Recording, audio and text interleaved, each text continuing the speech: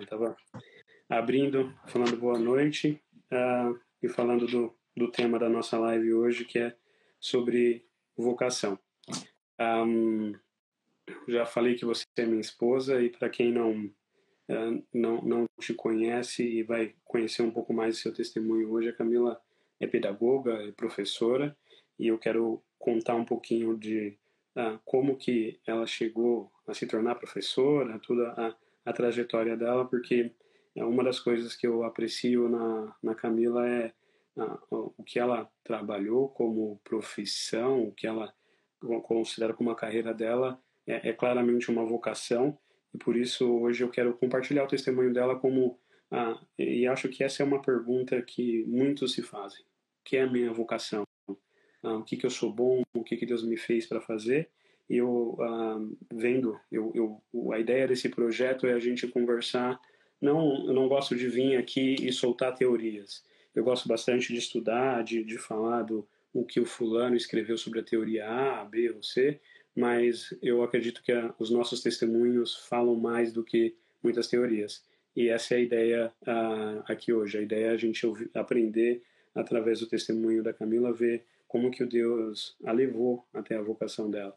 E Camila, para o pessoal que está assistindo que não te conhece, ou que vai assistir que não te conhece, conta um pouquinho de quem você é, e aí eu tenho algumas perguntas para fazer, e aí eu queria começar falando um pouco sobre o processo para você chegar na sua vocação. Uma das coisas que eu aprecio na sua história desde o começo é que eu trabalho com logística, deve fazer uns 16 anos já, e eu comecei a trabalhar com logística porque eu estava na empresa e precisavam mandar caixa para alguns lados do país, e eu fui lá, fui colocado. Mas até eu entender que Deus tinha me capacitado para fazer aquilo, que isso é de alguma forma uma vocação que Deus me deu, levou bastante tempo.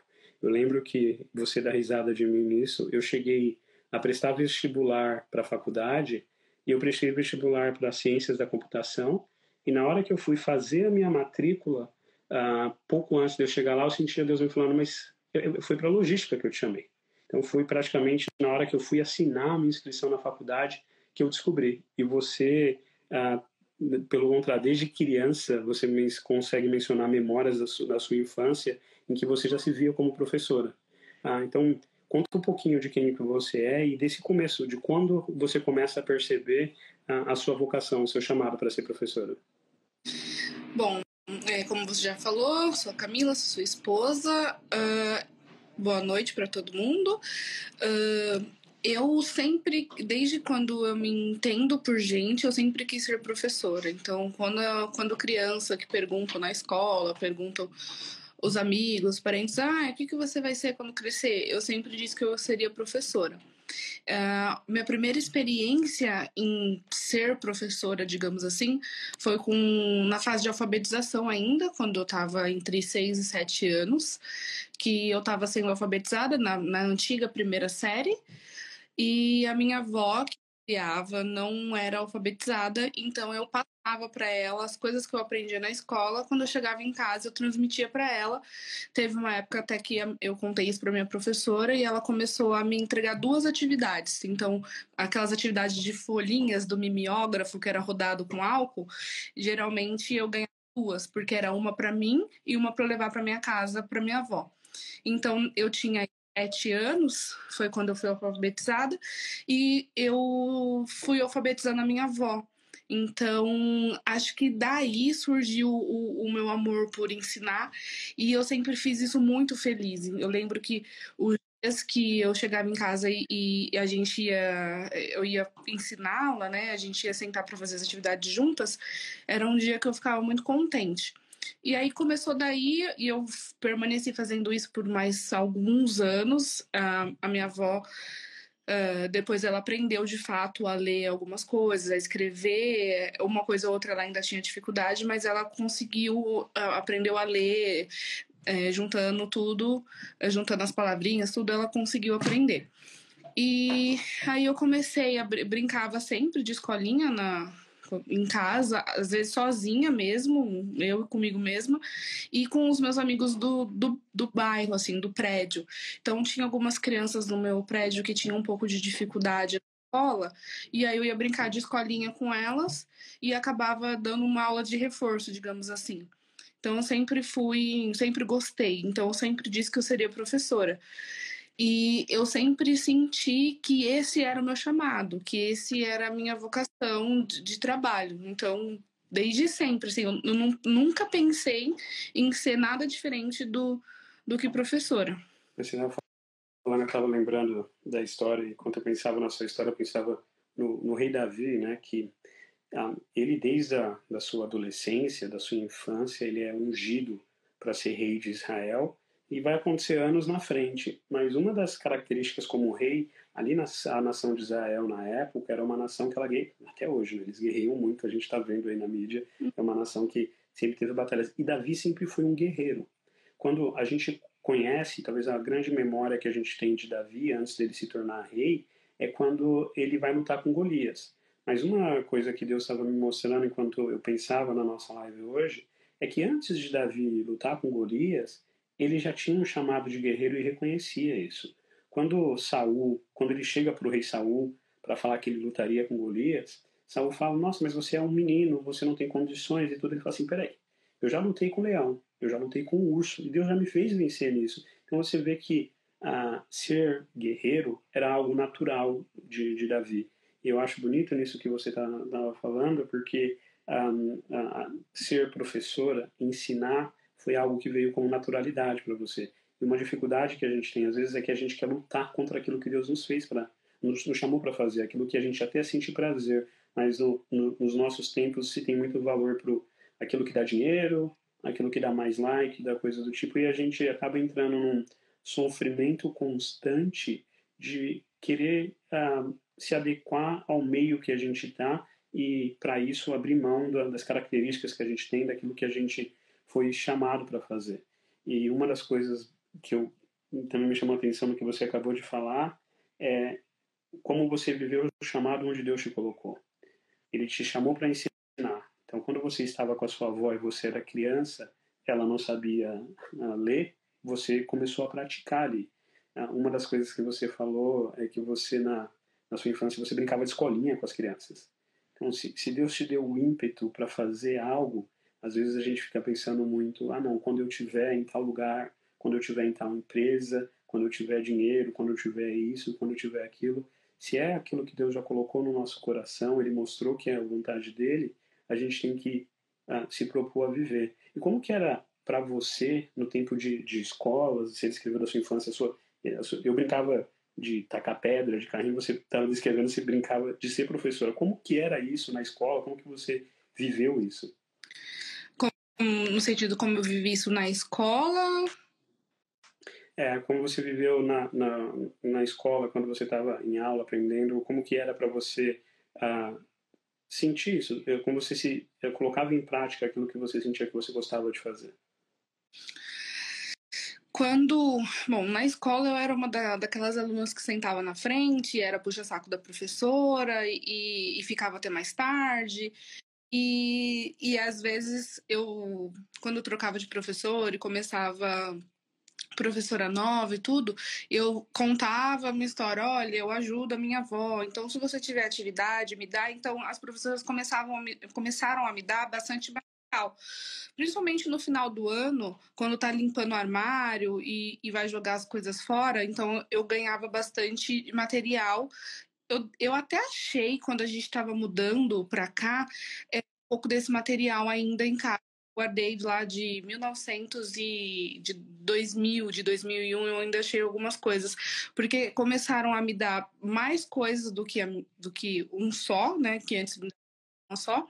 E aí, além de eu entregar para minha avó, eu utilizava ainda nessas brincadeiras de escolinha com as crianças lá do meu prédio.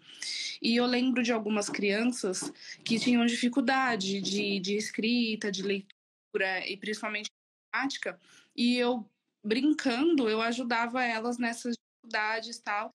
e tentava ajudá-las. Então, passava atividade. Eu tinha aquelas lozinhas pequenininhas que a gente comprava nessa loja de 99.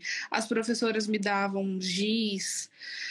Então, eu sempre tive muito suporte nesse sentido de incentivo. Eu sempre tive incentivo.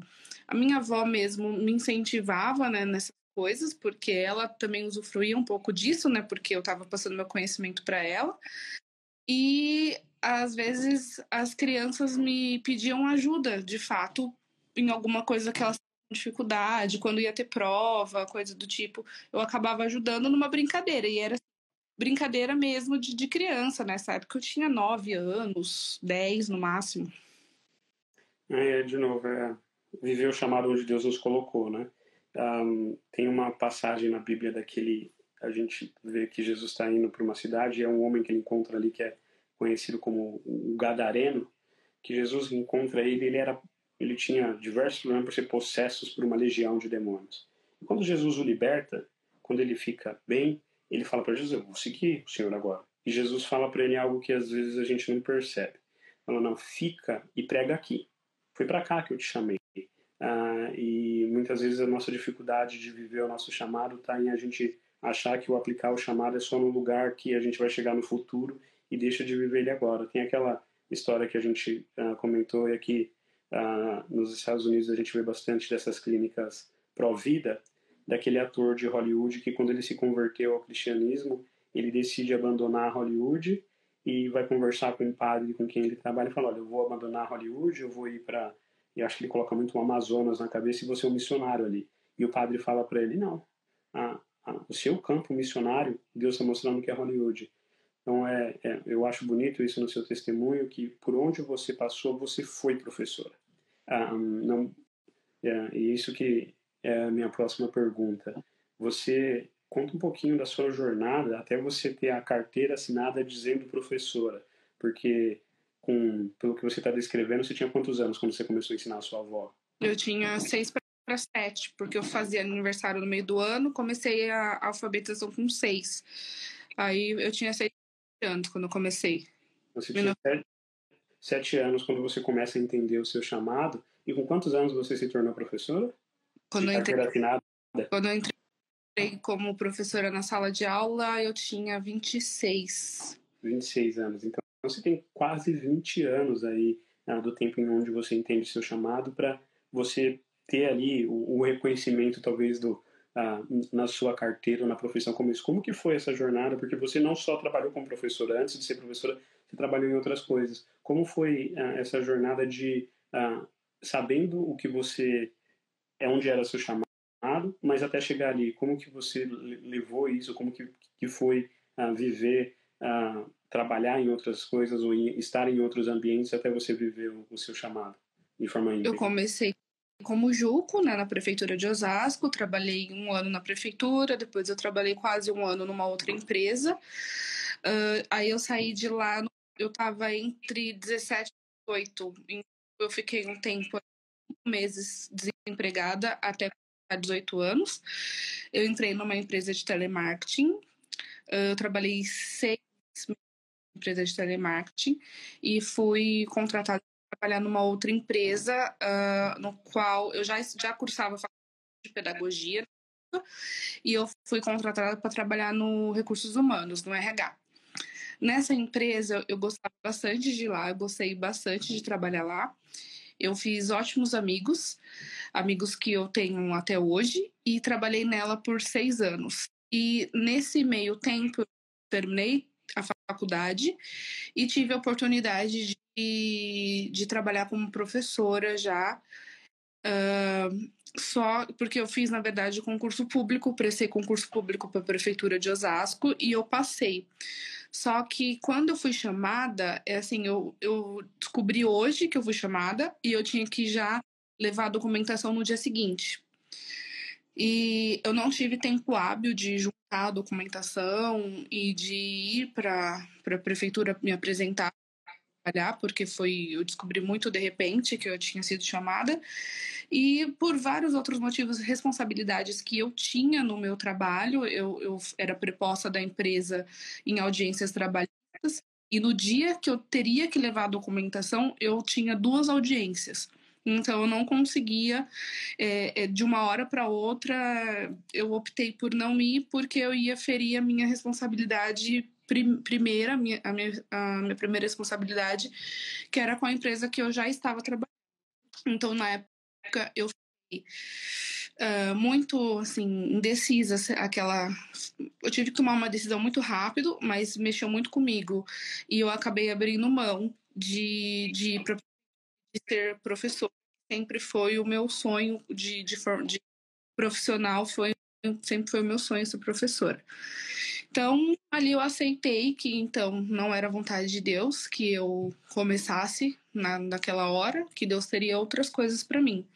Então, eu esperei e depois eu tinha passado uns 4 anos, talvez, e aí que sim, que eu entrei na sala de aula pela primeira vez. Aí você está falando, estava lembrando da história de Sara, a esposa de Abraão, né? Que Deus faz a promessa para eles que eles teriam filhos, e conforme o tempo vai passando, ela vai se frustrando porque ela não viu aquilo acontecer, e ela tenta ajudar, empurrando, colocando, sugerindo para Abraão que ele tivesse um relacionamento com a serva dela, Agar, e depois isso virou lá na frente um problema, e a gente conversava nisso em um outro aspecto essa semana. Quando a gente recebe uma promessa de Deus, quando Deus nos revela alguma coisa, pode ser algo que vai se cumprir lá no futuro.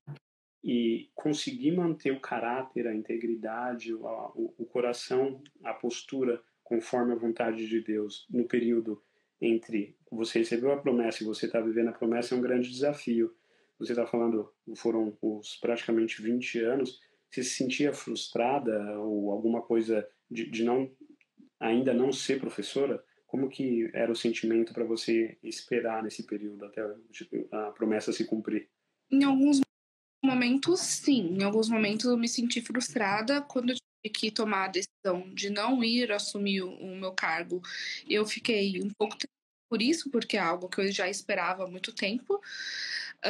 Depois eu acabei me tornando no meu grupo de amigas da faculdade, que a gente fazia os trabalhos juntos, que fizemos TCC e tudo, eu acabei sendo a última que ainda não estava na área. Quando nós começamos a faculdade, ninguém de nós estava na área. E aí, com o passar do tempo, as foram indo para a área da pedagogia e acabou que eu fui a última a ir para. Eu era a mais nova do grupo e fui a última a ingressar na pedagogia. Então, eu tenho essas minhas amigas, eu admirava muito, continuo admirando, mas eu admirava muito o trabalho delas que elas faziam. Então, onde a gente se encontrava, elas me mostravam materiais, me mandavam fotos, essas coisas, e eu sentia muito orgulho delas, mas eu sentia uma frustração por ainda não ter chegado a minha hora. Então, em alguns momentos eu ficava triste em relação a isso. E eu pensava, será que um dia vou estar nessa posição? Era um medo que eu tinha de não conseguir ir para a área que eu tanto amo. E é legal você falar isso, que é algo que a gente vive constantemente, né? Isso, às vezes, na profissão, alguma coisa que Deus coloca no nosso coração e nos diz que é a vontade dele, até a gente viver aquilo. Às vezes a gente se frustra na caminhada, a gente sofre, e é natural, porque começa a arder no nosso coração o desejo de viver aquilo que Deus falou, mas às vezes o processo para isso é longo, tem formas diferentes de acontecer, e pode ser pessoas que Deus disse que vão se casar, pessoas que Deus disse que vão ter filhos, são diversas e possíveis promessas que Deus nos faz que a gente tem de aguardar. A Bíblia fala muito sobre semeadura, sobre você plantar, e o bonito da semeadura é que a maioria das plantas, você planta, você rega, você cuida, e lá na frente você vai colher o fruto, não é imediato. Um tempo atrás eu estava discutindo com um gestor meu e a gente discutindo sobre alguns resultados que ele esperava que acontecessem de forma imediata na empresa, e eu questionava, falando, olha, resultado imediato é fast food.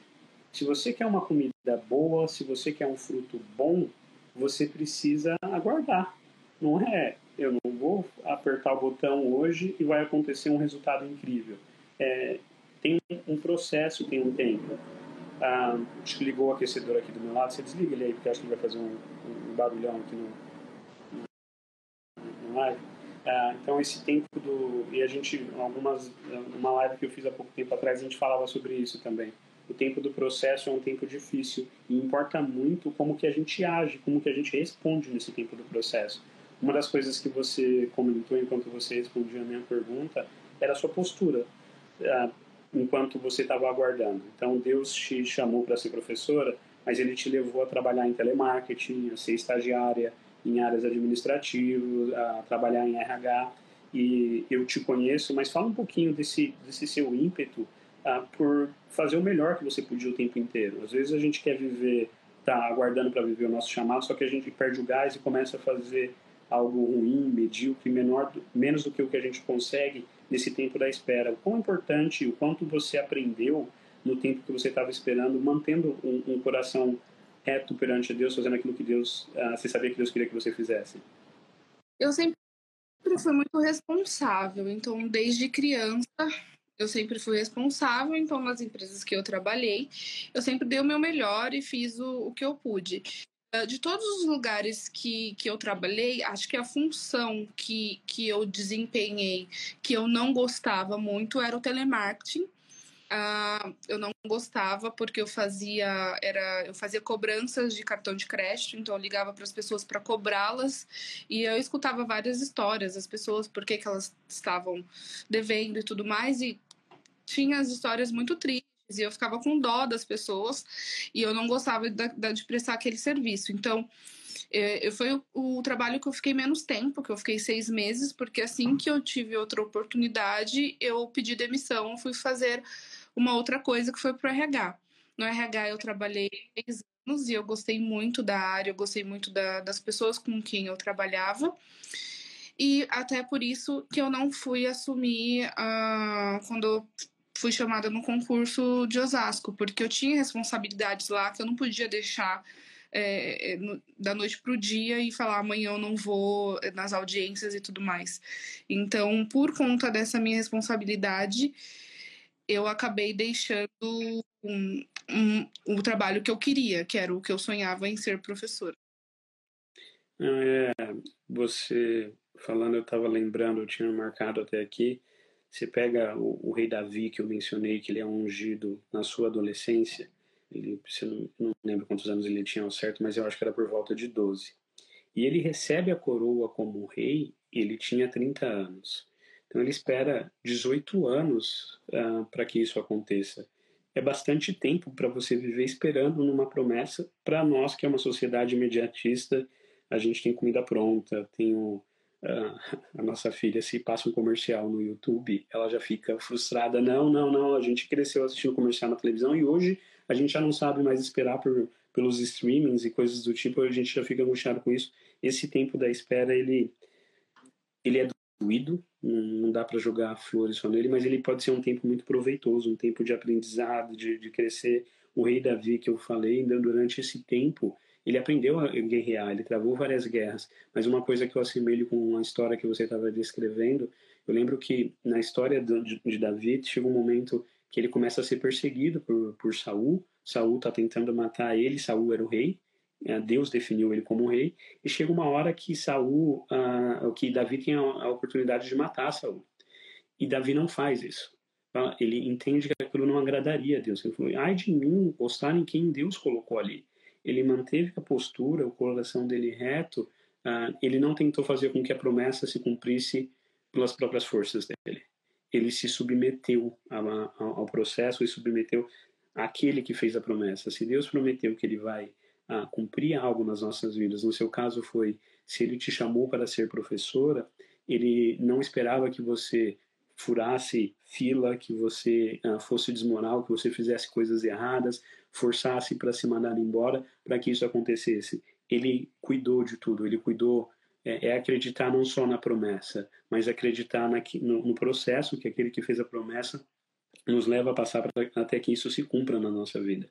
E é incrível quando a gente se submete a esse processo, até mesmo Davi, que eu mencionei, a coroação dele, a forma com que ele vira rei é muito bonita, e a forma com que você se tornou professora na primeira vez foi também muito bonita. Deus fez questão de assinar embaixo, de marcar, mostrando que era ele quem estava fazendo.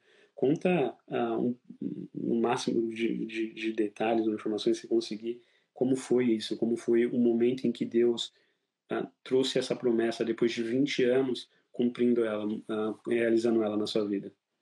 Quando eu terminei a faculdade em 2013, comecei a prestar alguns concursos públicos. Então, eu prestei esse da Prefeitura de Osasco, que eu fui chamada em 2014, 2015. Prestei para a Prefeitura de São Paulo, prestei para o Estado de São Paulo. Acho que eu prestei para o Estado de São Paulo em 2015. E eu até passei, e vi que passava, eles não chamaram e demoraram para chamar, eu esqueci. Depois nós tivemos, no ano seguinte do concurso, você teve a oportunidade de trabalhar em Dubai.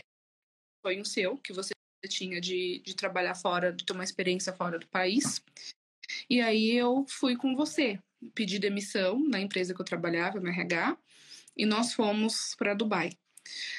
Nós ficamos lá 2 anos, e quando nós estávamos perto de completar esses 2 anos, nós sentimos que era hora de voltarmos para o Brasil, principalmente porque eu tinha a minha avó que me criou e ela já estava ficando muito idosa, estava com problemas de saúde, então eu precisava voltar para auxiliá-la. Isso foi começo de 2019. Quando a gente já estava certo que nós voltaríamos, quando nós já estávamos nos preparando para retornar, que você já tinha acertado até que você voltaria pela empresa, eu recebi um e-mail falando que eu estava sendo chamada de um concurso público que eu tinha prestado em 2015. Isso era 2019, era final de janeiro de 2019. Eu não ia abrir esse e-mail, porque ele estava com muita cara de spam. Aqueles e-mails que que tem um monte de caracteres errados, distorcido, fora de layout, digamos assim. Só que uma coisa me chamou a atenção, porque no título do e-mail estava o meu nome em caps lock e era meu sobrenome de solteira. Então aquilo, eu já estava casada há quase 5 anos. Eu estava casada há quase 5 anos. Então, eu já tinha trocado todas as coisas que eu já tinha trocado pro meu sobrenome de casada. Então, aquela coisa que estava no meu nome de solteira me chamou a atenção, porque eu nem ia abrir o e-mail, eu ia simplesmente deletar ele, passando o dedo assim, já ia direto pra lixeira. E aí eu falei, nossa, mas isso deve ser muito antigo, o que será isso? E eu cliquei para abrir. E quando eu abri, estava escrito que eu estava sendo convocada pelo concurso que eu tinha prestado e que eu estava sendo chamada. E eu ia voltar para o Brasil desempregada. E aí eu achei muito estranho eu estar sendo chamada de um concurso 4 anos depois, porque o concurso caduca com 2 anos. E eu achei ainda que era fiquei com a pulga atrás da orelha, digamos assim, e eu fui pesquisar em sites de notícias do Brasil. Então, eu fui no G1, fui em alguns sites. E lá no site de notícias estava escrito que o Estado de São Paulo estava chamando, estava sendo a última chamada de quem tinha prestado o concurso em 2015, porque quando fez 2 anos do concurso, eles prorrogaram, lá entraram com processo e prorrogaram o concurso para mais 2 anos. Então seria a última chance, que era entre janeiro e fevereiro de 2019. Era a última chance de quem tinha prestado aquele concurso. E eu estava do outro lado do planeta, e eu precisava estar no Brasil em fevereiro para assumir a minha turma, para assumir o cargo. Aí a gente entrou em contato com a sua família, com o seu pai, que também era professor do estado, e através de uma procuração que a gente já tinha deixado com eles, caso precisasse resolver alguma coisa para nós, ele teria que ir no dia marcado, já que estava tudo anotado no e-mail, no horário marcado, para fazer a seleção, para assumir o cargo para mim. Só que eu ainda tive que fazer uma carta de próprio punho, enviei para ele por e-mail, para ele imprimir, para ele levar junto com a carta, com a procuração que ele tinha. Só que eu não entrei em contato com ninguém do estado. Lá não tinha um número de telefone, só tinha um endereço que eu tinha que estar, o dia e o horário. Então a gente pediu para o seu pai fazer isso, então foi o seu pai e seu irmão para me ajudar. E quando ele chegou lá, era uma fila enorme, tinha muita gente e tudo mais, e a gente ainda corria o risco deles não aceitarem a procuração, porque eu não estava lá presente e tudo mais. E aí, quando o seu pai chegou e foi explicar o que tinha acontecido, que eu estava fora e que ele estava sumindo e tudo mais, o pai falou para ele assim: não, tá tudo bem, eu já sei quem é, a Camila que tá aí, não é? Aí ele falou: a Camila que tá em Dubai. Ah, tá perto dela aqui, só senta aqui, escolhe a escola, assina tal, e já tá tudo certo. Ela já falou comigo, já tá tudo certo. E assim o seu pai e o seu irmão fizeram. Depois, quando eles saíram, que eles falaram que tinha conseguido, ele falou: o rapaz, o Charles, falou que você já tinha falado com ele que me atendeu, e falou que já estava tudo certo, então deu tudo certo, já assinei. E aí eu falei: mas que Charles? Ele falou: você não ligou e falou com o Charles? Eu falei: eu nunca liguei para ninguém, falei com ninguém. E ele falou: não, mas ele falou, a Camila que está em Dubai já falou comigo e tá tudo certo, vocês só precisam escolher a escola e assinar. Então, assim, a gente até hoje não sabe o que aconteceu. Quem é esse Charles? Quem que ligou para ele, né? Então, eu lembro muito de você atribuir falando que era o anjo Charles. Até hoje você foi um anjo que ligou para ele, falou com ele. E o mais incrível que quando a gente chegou no Brasil de volta, isso eu ainda estava em Dubai, a gente voltou, isso foi em fevereiro, a gente voltou em março para o Brasil, já tinha escolhido a escola. Aí eu entrei em contato com a escola para falar que eu ia demorar para chegar lá, porque eu ainda tinha que fazer muitos exames e até chegar na escola para poder assumir o cargo de fato. E aí, quando a gente chegou e o seu pai me entregou os documentos do dia que foi lá e que eu tinha que levar na escola, quando ele pegou a procuração, e ele me entregou, na verdade, tudo num saquinho, todos os documentos, o que ele assinou, o que entregaram para ele e a procuração que ele levou no dia. Quando eu fui olhar os documentos, a procuração que ele levou era sua, não era minha. Então, ele nem poderia ter assumido nada porque o documento estava trocado. Estava com a procuração que era sua no seu nome, não a minha, do meu nome. Então, quando ele chegou lá e o rapaz falou para ele que sabia quem eu era, que eu já tinha falado, estava tudo certo, eles não checaram certinho os documentos, porque eu já tinha ligado, então ele já sabia do caso. Então, se não fosse o agir de Deus ali, ele não teria conseguido assumir naquele dia, porque se eu não assumisse naquele dia, perderia. E tinha, assim, para cada uma pessoa que estava assumindo, devia ter 3 esperando que aquela não assumisse para ela poder ser chamada também. Então, a chance era aquele dia e pronto, não tinha oportunidade. Então, quando a gente já estava impressionado com essa questão de... A gente ficava se perguntando, mas quem ligou? Quem falou? Não é possível que exista outra Camila que está em Dubai, que também pediu para alguém por procuração, que foi chamado nesse concurso. Então, a gente ficou... Não tem como ter. É muita coincidência. E não existe coincidência, existe providência. Então, quando eu peguei a procuração e eu vi que nem é minha, e eu fiquei mais impressionada ainda. Então, foi, acho que desde o comecinho foi, acho não, eu tenho certeza, que desde o começo foi o agir de Deus para que tudo desse certo. E assim, eu fui muito privilegiada, porque eu cheguei no Brasil já empregada. Eu tinha que correr contra o tempo, terminar os exames o quanto antes, porque a minha turma já estava me esperando, digamos assim.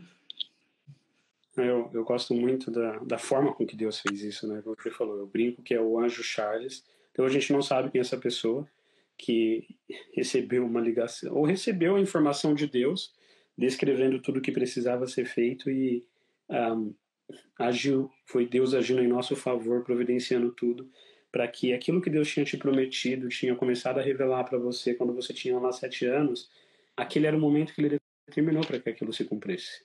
Então, não haveria processo burocrático, não haveria barreira geográfica ou qualquer coisa que impediria o plano de Deus se cumprir. Eu linko isso com aquilo que a gente falou há pouco. Às vezes a gente quer que a vontade, aquilo que Deus prometeu para a gente, se cumpra, e aí a gente vai abrindo concessões, vai tentando dar gato, ajuste técnico para poder viver isso, quando não é a vontade de Deus que a gente faça dessa forma. A forma com que você foi descrevendo, mesmo quando você ainda não estava vivendo como trabalhando como professora, você se manteve fazendo aquilo que Deus chamou para fazer. E isso fez com que na hora que estava determinado você vivesse o seu chamado.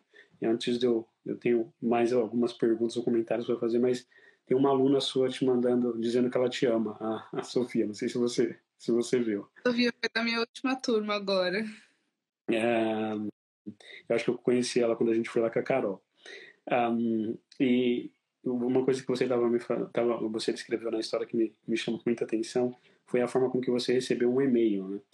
E há um pouco tempo atrás a gente estava ouvindo uma conversa sobre que mencionou a história de Moisés, e Moisés, quando ele está tentando viver o chamado dele, ou está distante do chamado dele, ele está no deserto pastoreando as ovelhas, Deus aparece para ele no meio de uma sarça ardente. Deus fala com ele no meio de uma sarça pegando fogo, e o que chama a atenção de Moisés é que a sarça não se consome. Quando a gente lê lá na Bíblia, a gente vê, olha, a sarça está pegando fogo, ela não se consome, eu vou me aproximar para entender o que é aquilo, o que está acontecendo ali.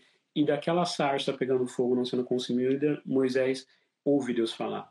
Às vezes a gente mistifica a voz de Deus ou coloca algo como muito difícil para ser ouvido, quando a gente vê que Deus ele tem formas de chamar a nossa atenção, né? No seu caso, ele te mandou um e-mail.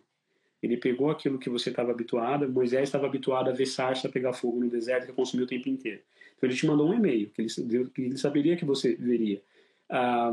Mas como a sarça não se consumia, ele colocou características no e-mail que eram o suficiente para pegar a sua atenção. Às vezes a gente está procurando chamado ou a voz de Deus e tentando se cair 3 raios, se cair, acontecer alguma coisa, e aquela história do cara que está se afogando e Deus manda barco, manda tudo, e a gente não está ouvindo aquilo que Deus está falando à nossa volta. Ele tem tentado chamar a nossa atenção, tentado nos mostrar, cumprir os planos dele na nossa vida, e a nossa, talvez, falta de relacionamento para conhecer, para ver o agir de Deus, é o que nos distancia de viver os planos dele. E de tudo que você estava falando, um dos pontos que também me chamou a atenção foi como Deus não dependeu de nada para gerar a necessidade da professora ali, e era um concurso que você tinha prestado em 2015. Só que Deus determinou que em 2019 você ia ser professora. Eu lembro que era perto de ano de eleição, eu acho que o Dória era governador ainda, então ele tinha que cumprir ali uma meta que ele tinha colocado. Então Deus fez com que uma meta do governador do estado e tudo contribuísse para que os planos que ele tinha para você acontecessem.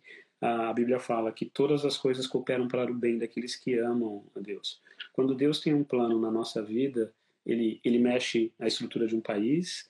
Eu lembro que para a gente voltar, eu estava lembrando disso hoje, a gente voltar para o Brasil, eu estava trabalhando em Dubai, e eu tinha entendido que era a vontade de Deus que a gente voltasse. Eu conversei com os meus chefes e falei, olha, está na hora de eu voltar. Se for trabalhando pela mesma empresa que eu estou há bastante tempo, perfeito, eu vou gostar muito. Mas se não for, eu entendi que Deus chamou para voltar.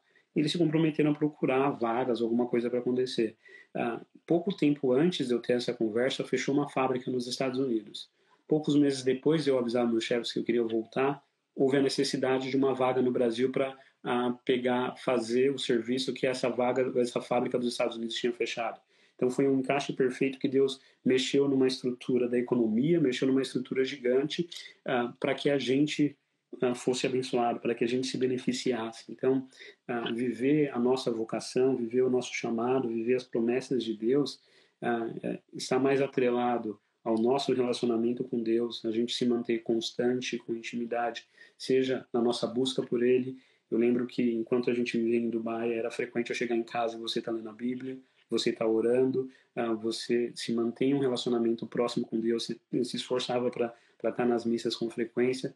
E quando a gente acho que é com Elias, que Deus fala com ele dentro da caverna, e a Bíblia descreve de uma forma como, assim, é como um sussurro que Deus falou com ele. Assim, um sussurro você só escuta quando você está próximo. Se você está distante, você não escuta. Então, procurar essa proximidade com Deus é o que permite viver testemunhos como o seu. Testemunhos em que a voz, o poder, o agir de Deus se manifesta de forma intensa, porque nós estamos próximos dele. E o estar próximo de Deus nos faz viver coisas além de como esse testemunho que a gente está contando hoje é aquilo que a gente consegue explicar. E talvez dos pontos que a gente tem dificuldade de entender viver no nosso chamado, viver na nossa vocação, é o achar que a partir do momento que a vocação, a gente está no lugar que Deus determinou para a gente, vai ser tudo fácil. E não foi para você, né? Conta um pouquinho dos desafios que foram para você exercer o seu chamado na primeira vez, na primeira escola que você trabalhou. Eu lembro a distância, o seu primeiro dia de aula. Conta um pouquinho dessas coisas para edificar para pessoas que talvez estejam começando a dar os primeiros passos na vocação e tenham encontrado dificuldades, tenham encontrado barreiras. Bom, quando o seu pai foi fazer a escolha para mim, eu tinha já pesquisado as escolas, porque como era do estado e eu pedagoga, teria que trabalhar de primeiro ano, só que em Osasco, onde a gente morava, e nas cidades próximas, não tinha escola do Fundamental 1 do estado, né? Só tinha em São Paulo, na cidade de São Paulo, e aí eu tive que pesquisar realmente quais estão mais perto da nossa casa, e fiz um ranking ali de escolas da minha preferência para o seu pai levar. Só que quando ele chegou lá, quando chegou a vez dele, a minha vez, né, de assumir, essas escolas todas já tinham sido escolhidas. Então, sobraram as escolas que eram mais longe do centro, mais longe de Osasco. Então, sem conhecer também, sem ter conhecimento da escola, ele escolheu uma que era mais fácil acesso ao metrô, coisas do tipo. Então, quando eu fui para lá, conheci a escola, nunca tinha ouvido falar, nada do tipo, e era muito longe de casa. A gente morava em Osasco, a escola ficava no Jabaquara. Era mais ou menos, se fosse de carro, daria 25, 30 quilômetros para ir, mais 25, 30 quilômetros para voltar. E se fosse de metrô, são 2 horas. Então, eu tinha que trabalhar de manhã, eu entraria às 7, então se eu fosse de metrô, eu tinha que sair de casa às 5 horas da manhã. Se eu fosse de carro, eu sairia às 6. E aí eu lembro que foi eu tava... Quando a gente mudou do Brasil para Dubai, eu tinha 6 meses de habilitação só de dirigir. Eu dirigia só por 6 meses. Lá eu fiquei 2 anos sem pegar no volante, sem dirigir de forma alguma.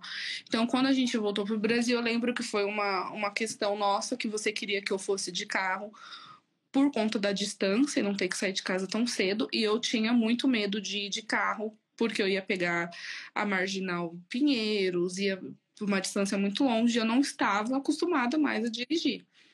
E aí você foi me ajudando, você foi comigo durante o meu primeiro mês praticamente, você ia comigo, você trabalhava em Guarulhos, que era outro extremo, você ia comigo até o Jabaquara dirigindo, me deixava na escola e depois ia para Guarulhos. E depois eu ia dirigindo até Jabaquara, chegava no Jabaquara, você ia com o carro para Guarulhos, depois voltava de metrô. E você foi me incentivando muito até eu perder o medo e ir de carro sozinho. Então esse foi um ponto que foi superado e que foi um pouco difícil no começo, mas a gente superou e ajudou. O ponto mais difícil foi o meu primeiro e o segundo também, digamos. A escola que eu fui trabalhar era uma escola que tinha um diretor novo que tinha assumido, e os funcionários antigos da secretaria não estavam satisfeitos com o novo diretor, assim, eles não queriam, não gostaram da mudança, digamos assim, então eles meio que não passavam as informações pro diretor. Então, quando eu fui, meu primeiro dia, o diretor não sabia que eu ia começar, e tinha uma outra professora na sala, que era professora contratada. Então, como eu assumi um cargo, eu teria que ter a professora que estava ocupando a minha vaga, digamos assim, enquanto eu não começasse, ela teria que ser retirada da sala e encaminhada para outra escola, para outra sala, quando precisasse de um professor.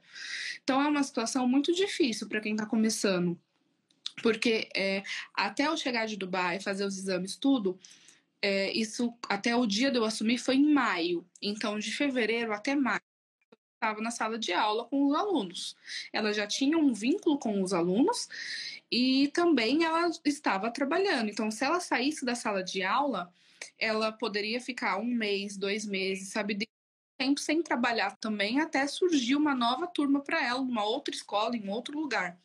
Então era uma situação muito difícil para quem está começando, como eu, no meio do ano, porque tem esses dois problemas. As crianças, né, que já estão acostumadas com a professora, e a própria professora que vai perder ali a vaga dela. Então era um pouco delicado. E na escola, como tinha esse problema entre a secretaria e entre o diretor não tinha sido avisado que eu ia começar naquele dia, e ele teria que saber, porque ele teria que conversar com a outra professora e não deixá-la e prepará-la já, né? Que ela ia perder a sala dela. E preparar as crianças e preparar todo mundo no modo geral. Então, no primeiro dia eu cheguei, o diretor ficou surpreso. A pessoa que mediou toda a minha contratação, documentação, que sabia que eu ia começar, não estava na escola, estava afastada por um problema de saúde. E eu tinha informação, já tinha sido publicado no Diário Oficial que eu começaria aquele dia, então eu teria que começar naquele dia, eu não poderia começar no dia seguinte. E aí eu fui falar com o diretor, eu cheguei mais cedo, né, um pouco antes das 7, porque era o primeiro dia, e ele não sabia o que fazer. E aí ele foi tentar ver o que ele ia fazer e tudo mais, e ele achou por bem eu começar depois do intervalo, porque aí no intervalo ele a professora e conversaria com ela e tiraria ela da sala de aula. E depois do intervalo eu entraria e seria professora da nova turma. Eu seria a nova professora da turma. Então foi feito isso. Foi um pouco de despreparo, então foi feito. As crianças receberam essa notícia muito mal mesmo. É uma escola totalmente periférica, onde 90% dos alunos são alunos que vêm de uma comunidade lá do Jabaquara. Então, tem várias situações precárias, assim, de famílias, de crianças, de condições, uma série de coisas. E ele tinha uma professora e foi falar com as crianças que eu seria a nova professora. Então, as crianças ficaram muito surpresas e tristes por perder a professora, que já tinha um vínculo com eles. E eles me receberam muito mal. Era uma turma com muitos problemas de disciplina, então alguns alunos acabaram fomentando os demais, então eles jogaram as carteiras no chão, eles jogaram todos os livros que estavam nas prateleiras no chão. Eles me xingaram de todos os palavrões que a gente conhece, de assim, todos os palavrões mesmo. Foi muito marcante e forte. Eu fiquei assustada ali de pé de tudo aquilo. Era uma turma pequena, de 20 alunos, do quinto ano, então eles tinham entre 10 e 11 anos, mais ou menos. O diretor não tinha pulso com eles, ele não conseguiu contornar a situação, e eu fiquei lá do lado dele. A vontade que eu tive era de ir correndo chorando. Eu fiquei muito assustada. Eu segurei o choro, porque quem me conhece sabe que eu sou muito emotiva. Eu tive muita vontade de chorar, porque eu fui muito mal recebida. Tive muito medo, mas eu segurei. Eu consegui não chorar na frente deles. E aí eu consegui. O diretor foi conversando com eles foram acalmando. Aí na verdade, eles teriam uma aula de educação física.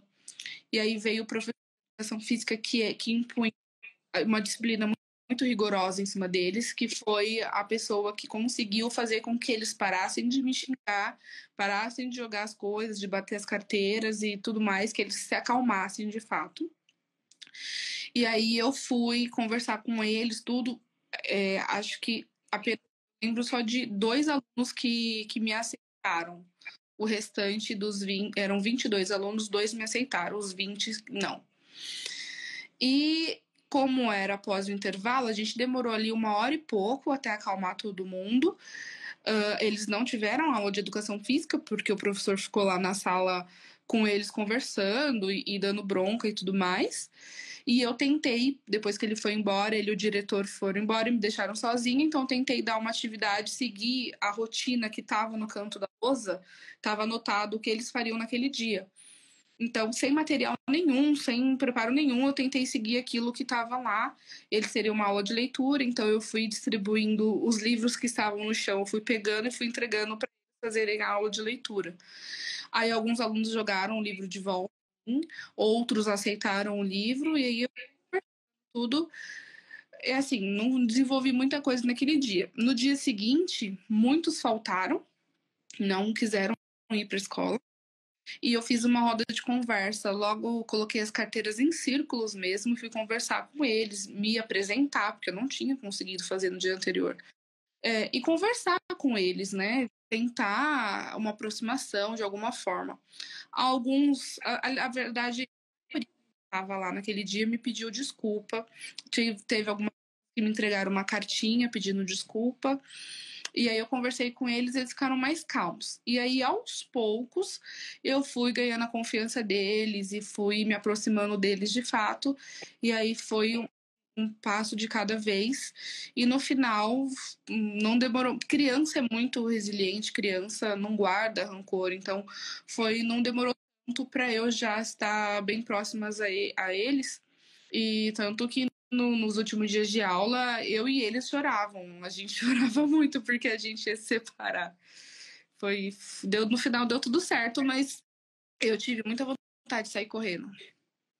Aí, você falando, de novo, voltando, recapitulando o que a gente conversou, né? Um chamado, algo que Deus te revelou com 7 anos, quando você tinha 7 anos, levou-se quase 20 anos para se cumprir, e quando se cumpre, talvez promessas, chamado, coisas que Deus nos promete, a gente cria essa ilusão de, não, agora vai ficar tudo bem, vai ser tudo tranquilo, eu não vou ter nem que me esforçar mais.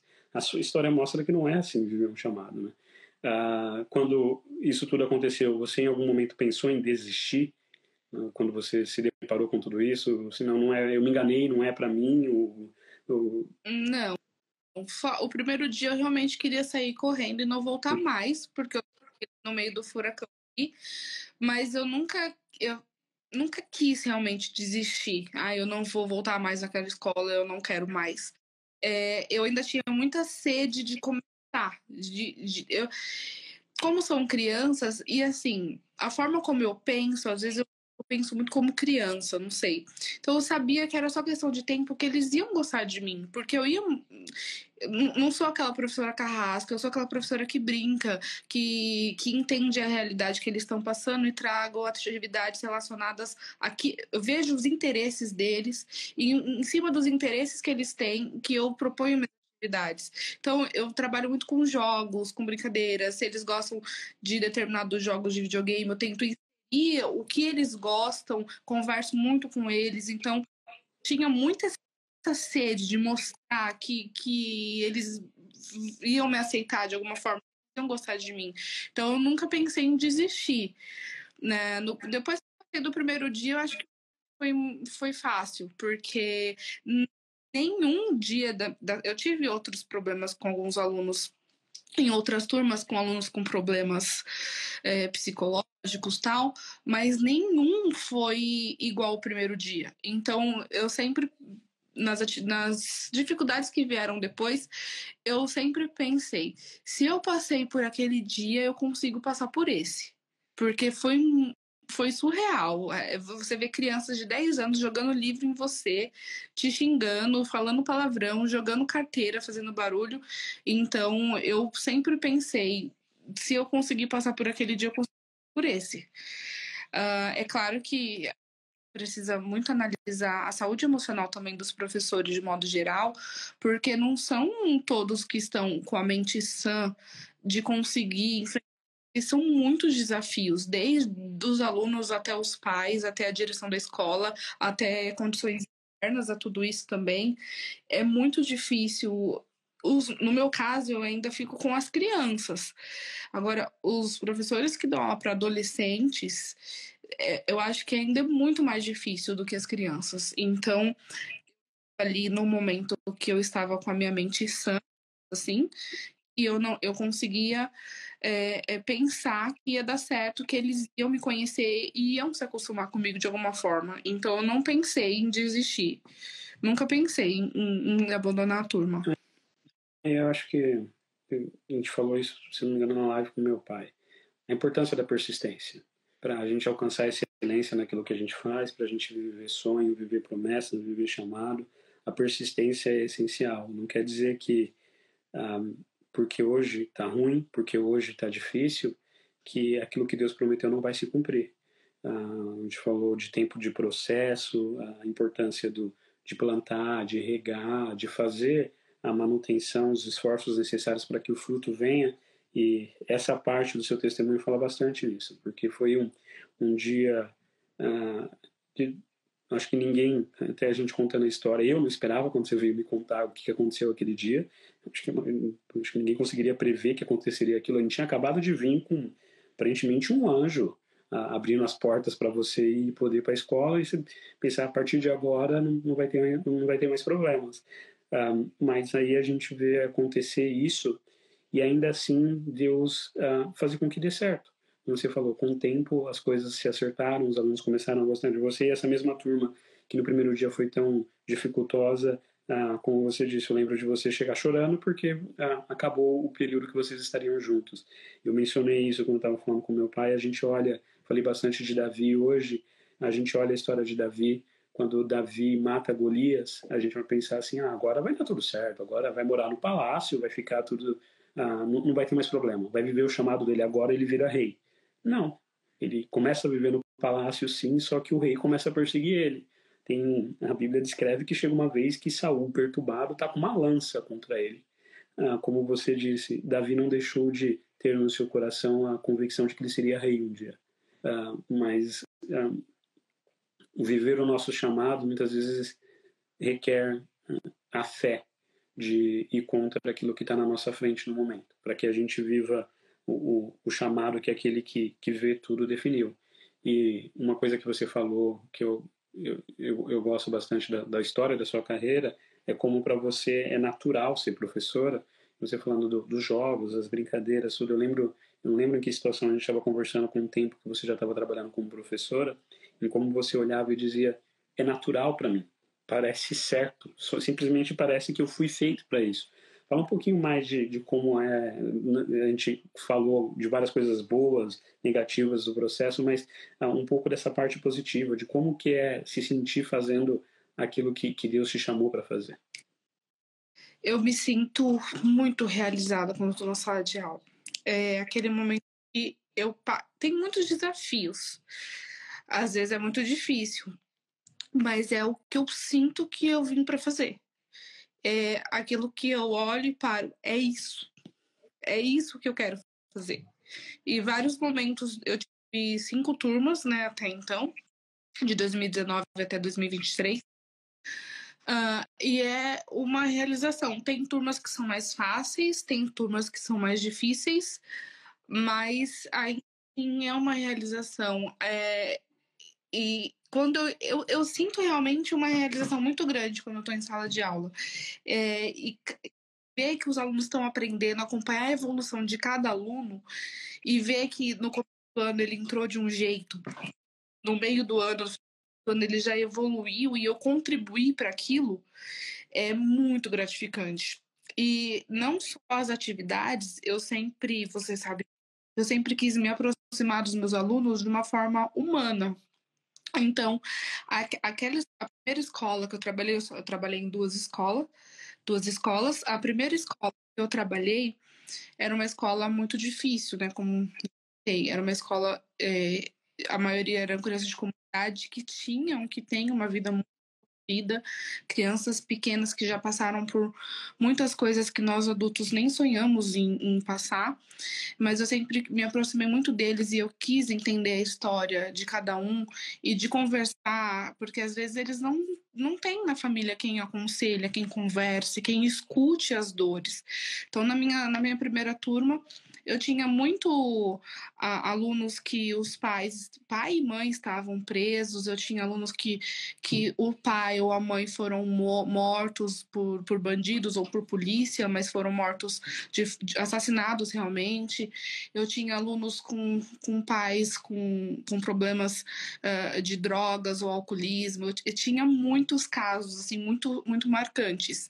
Eu tinha um aluno que me marcou muito, que a família dele era os tios, os pais, eram famílias que comandavam, não sei se comandavam, mas repassavam drogas na região que eles moravam. E a mãe dele estava presa, o pai estava preso, e ele estava morando com a tia.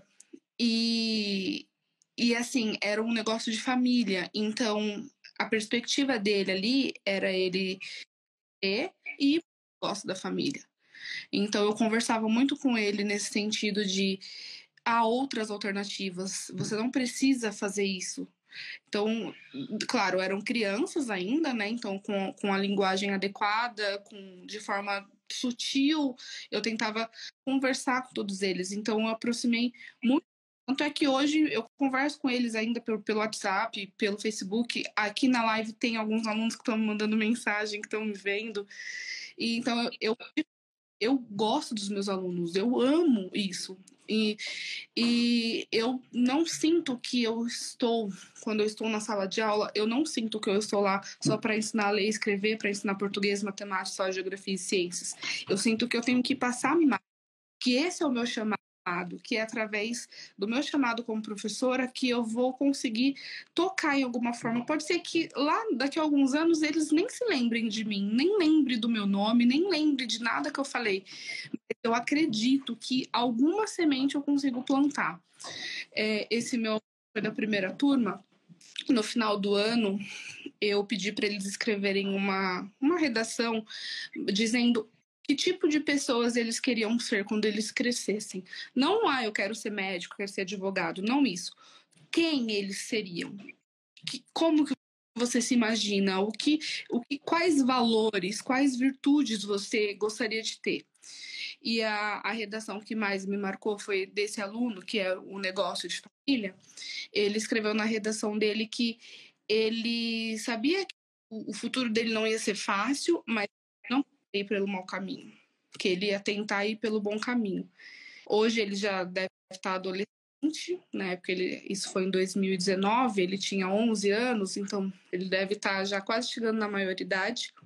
Eu não tenho contato com ele, eu não sei como que ele está hoje, mas se eu conseguir plantar alguma coisa nele para que ele buscasse um futuro diferente de todas as turmas que eu já tive, se eu conseguir fazer isso, toda a minha carreira já valeu a pena. Uma vida que conseguiu ser mudada por uma palavra, por um apoio que eu dei para ele numa hora que ele precisou, já valeu a pena toda a minha carreira.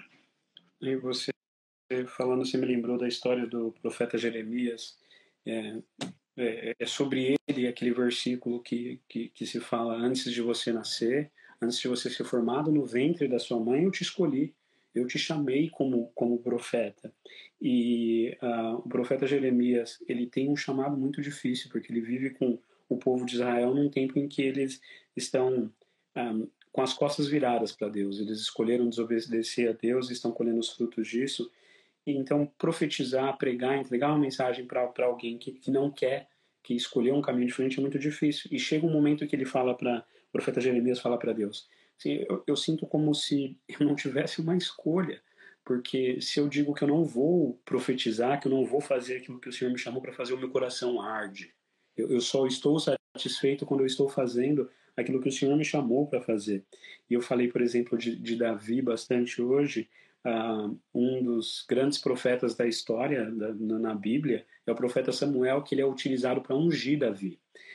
E a gente, quando vive o nosso chamado, a gente consegue viver como o que você descreveu. Não só nós colhemos o fruto disso, nos beneficiamos disso, mas quem está à nossa volta, as pessoas com quem a gente tem contato quando a gente está vivendo o nosso chamado são abençoadas, como esse aluno que você mencionou, os vários alunos que você ainda recebe mensagem e outras pessoas que foram impactadas por você viver o seu chamado, por você viver aquilo que Deus te chamou para viver. E uma das coisas que a última que eu tinha aqui anotado para falar, e eu acho que essa vai ser mais difícil para você responder.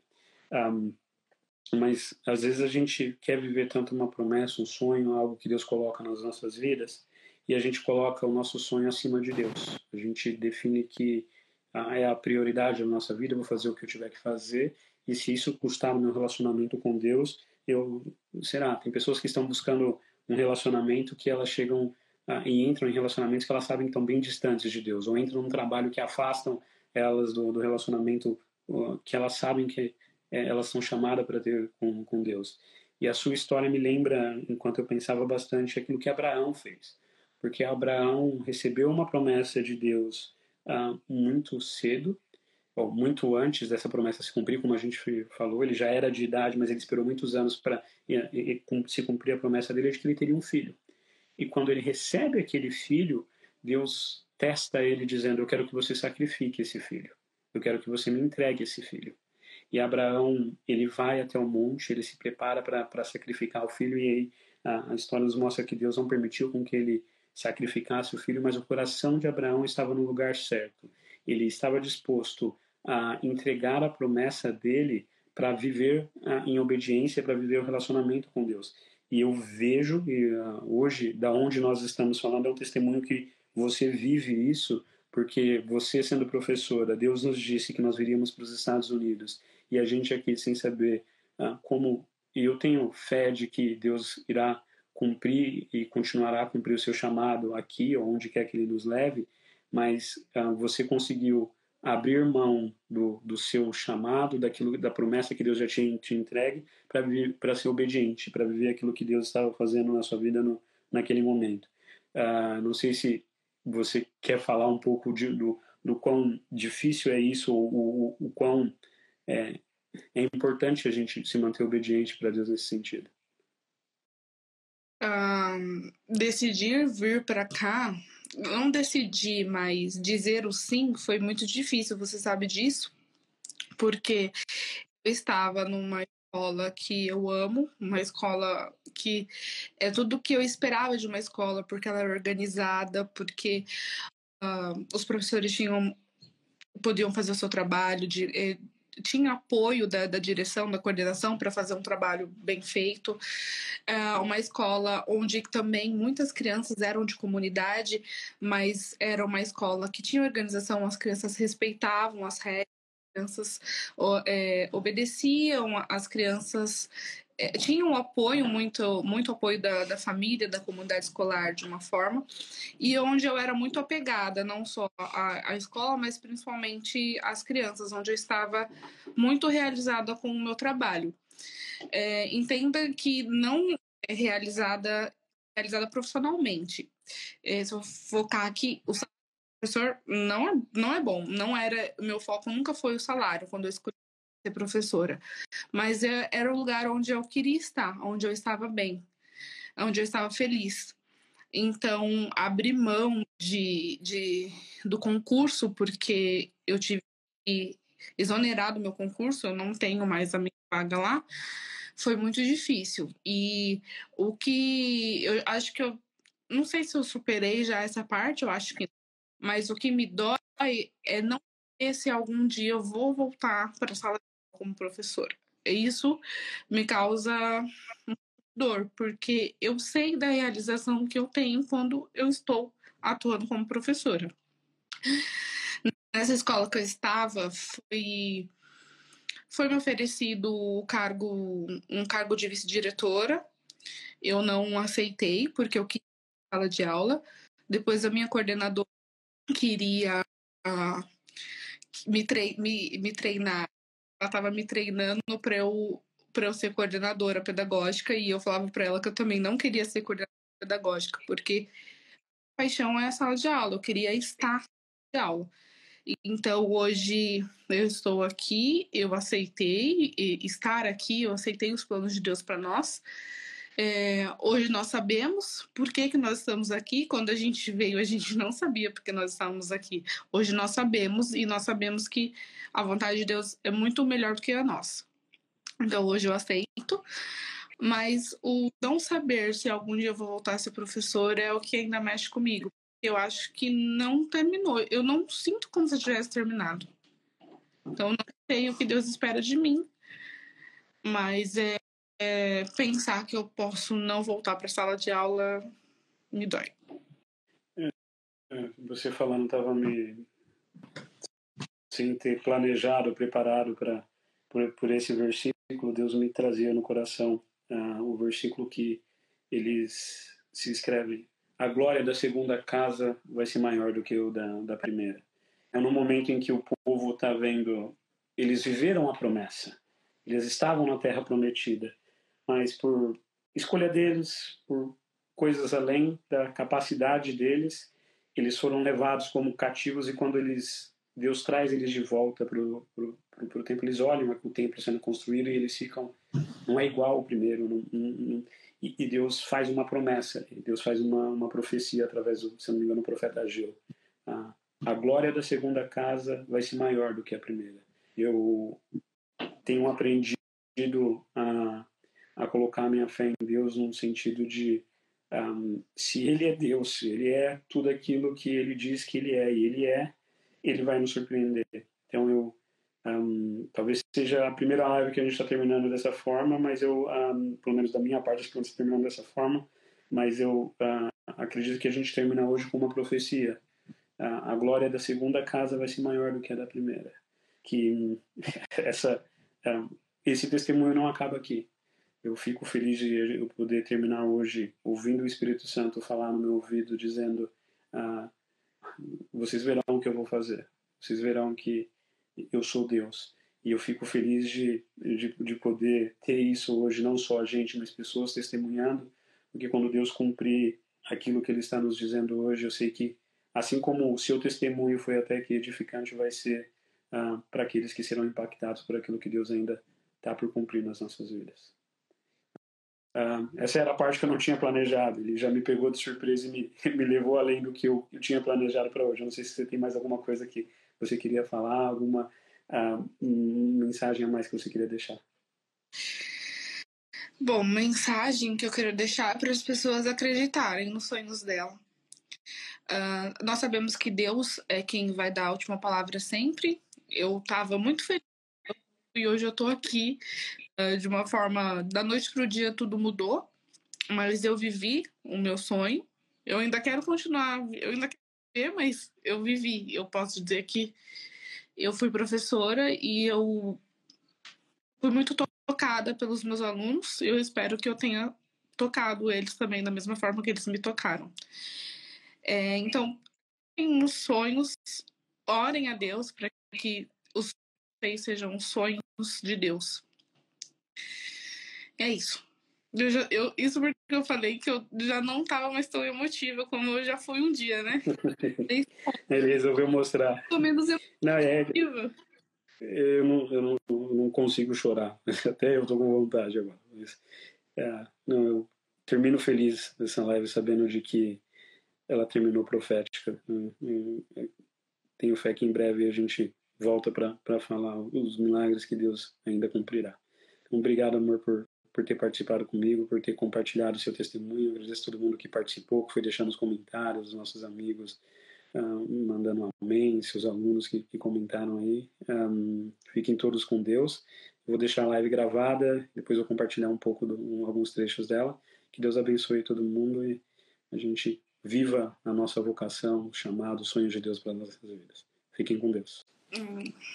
Tchau, boa noite.